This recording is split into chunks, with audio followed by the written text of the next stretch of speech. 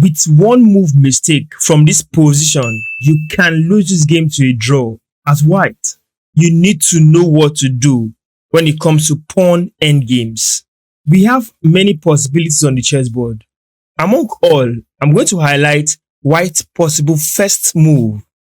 In this position, white is mixed up with a decision to make, either to play the king to d2 or king to e2 or king to c2.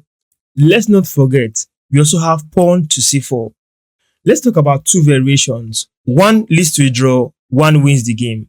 The main concept in this particular endgame is to identify the key square for the king and the landing square for the pawn. The landing square for the pawn involves only one square, which is c8. If the pawn gets to c8, white can win this game comfortably. Other squares to consider in this position are key squares for the king.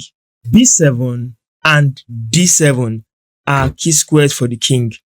b8, c8 or d8 needs to be controlled by the king.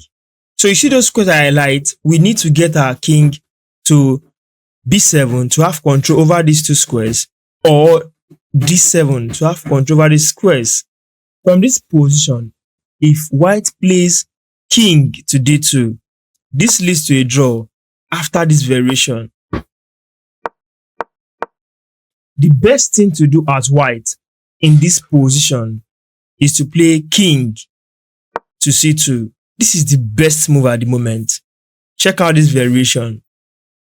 King moves to e7, king to b3, king to d6, king to b4, king to c6, king to c4.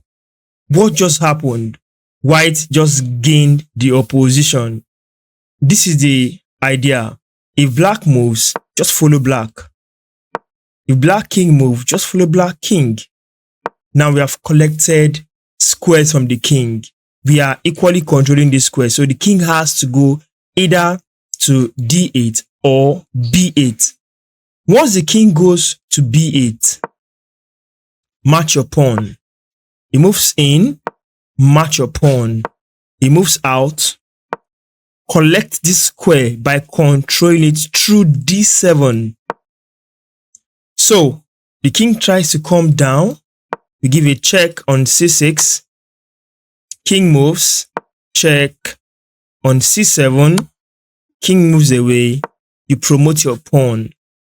And this is how you win this kind of position.